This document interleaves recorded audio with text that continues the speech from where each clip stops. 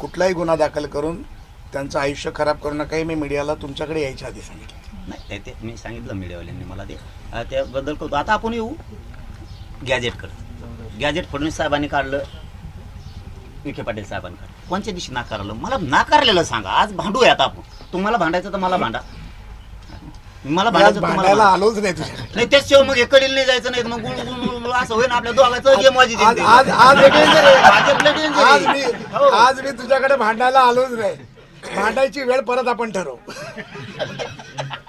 आज मी आपण चर्चा त्या आज मी विषयावर भावाच्या घरी आलोय. आज चर्चा करूया त्या विषयावर. बस त्या विषयावर फक्त चर्चा करूयात आपण. आपण गॅजेटकडे. तुम्ही गॅजेटचा जी.आर काढला, आम्हाला आधार लागतो बघू जी.आर काढायला. ही माझ्या गरिबांची शोकांतिका आहे. आम्हाला आधार लागतो तर आमचं पत्र निघतं. यांना 1994ला आरक्षण दिलं गेलं, कशाचा आधार होता? आम्हाला सांगा कशाचा आधार होता म्हणून यांना आरक्षण दिलं? आमचा गॅजेट आधार आहे. आम्ही सातबारा दाखवला, ही जमीन माझी, फक्त दादागिरीनं त्यांनी बळ केले, आम्हाला द्या. आमचे लेकरं ऊस तोडीत आहेत, आमचे लेकरं लोकांचे मजुरी काम करतात, हमाल्या करतात. आमचं रान असून हे नसून कसं काय बळ केलंय रान? आम्ही तुम्हाला आरसा दाखवला. आमचं हैदराबादचं गॅजेटियर छत्रपती संभाजीनगर आणि जालना दोघांत मिळून 2,56,000 कुणबी आहेत. हे कुठे गेले दाखवा आम्हाला. आम्ही ओबीसीचं आरक्षण नाही घेत.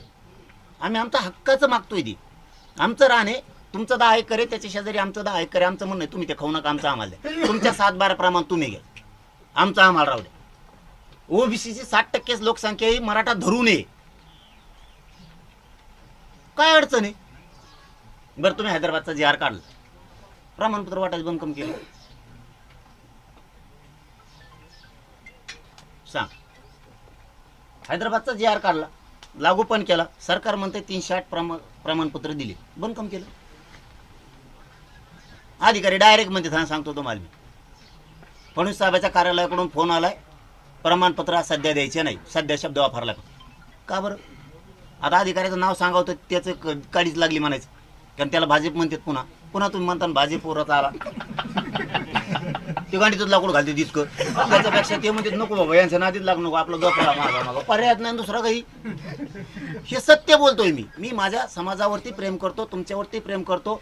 मी सरकारवर प्रेम करत नाही, ही गैरसमाजातून बाहेर जा. तुम्ही माझ्या समाजाला द्या. 8 महिने झालं शांत झालो मी, नुसतं समाजाला गॅजेट दिलं तर गप्प बसलो. दिलं तुम्ही, नाही दिला. तुमचा एक दुसरा शब्द होता. तुम्ही नारायण राणे साहेबाला भांडले का? तुम्ही अशोक चव्हाणांना भांडले का? तुम्ही शरद पवारांना भांडले का? फडणवीस साहेबांनाच का भांडता? त्यांनी काय दिलं कम नाही विचारलं त्यांना. ते दिलं नाही म्हणूनच लोकांना पाडलं त्यांना. चहा सांगा. दिलं नाही म्हणूनच लोकांनी पाडलं. तुम्हाला आणलंय ना, आता मग तुम्हाला नाही भांडत त्यांना भांडून काय करायचं? आलो ना मी भांडण करायला तुझ्याशी. हा पण हे सांगायला तुम्हाला मी, तुम्ही ते जे प्रश्न होते त्या प्रश्न होते. आता गॅजेट तुम्ही दिलं, त्याचे सगळे प्रमाणपत्र बंद केले. बरं गॅजेट असून अडचण काय? सगळ्या 1,23,000 बीडला आहेत, कुणबी कुठं गेले? आकडा थोडाफार कमी जास्त होईल हजारात. जवळपास 1,55,000 जालन्यात आहेत, कुणबी कुठं गेले? 1,77,000 नांदेड जिल्ह्यात आहेत, कुठं गेले कुणबी? ते गॅजेटमध्ये आहेत. लातूरमध्ये आहेत, हिंगोलीत आहेत, परभणीत आहेत, धाराशिवमध्ये आहेत. हे गेले कुठं? मग जर आमचं गॅजेट येतो द्या ना तुम्ही. राहू दे. का रद्द केलं? का थांबविलं? नाही मी दादा आपल्याला तेच सांगायला, ह्या गोष्टी छोट्या नाहीत, पण हा कुठेतरी गॅप आहे. मी आज तुझ्याकडे का आलो, भाऊ म्हणून का आलो, तुझं ऐकायला का आलो, की ह्या कुठेतरी गोष्टी कुठे थांबल्या आहेत. ह्या का थांबल्या आहेत?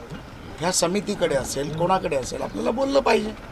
म्हणून मी म्हटलं ना, माझं गंगाधरशी बोलणं झाल्यानंतर गंगाधरचं म्हणणं होतं 7-8 विषय दादांच्या मनामध्ये फार आहेत जे तुम्हाला चर्चा कराव्या लागतील. तर मी म्हटलं मी येऊनच वैयक्तिक बोलतो, तुम्ही मला मेसेज करणार, मी तुमच्याशी फोनवर बोलणार, असं व्हायला नको.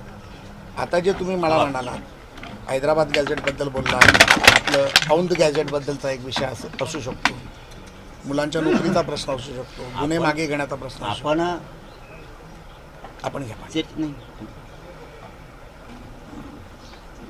आपण ना या विषयातून बाजूला जाऊ शकत नाही.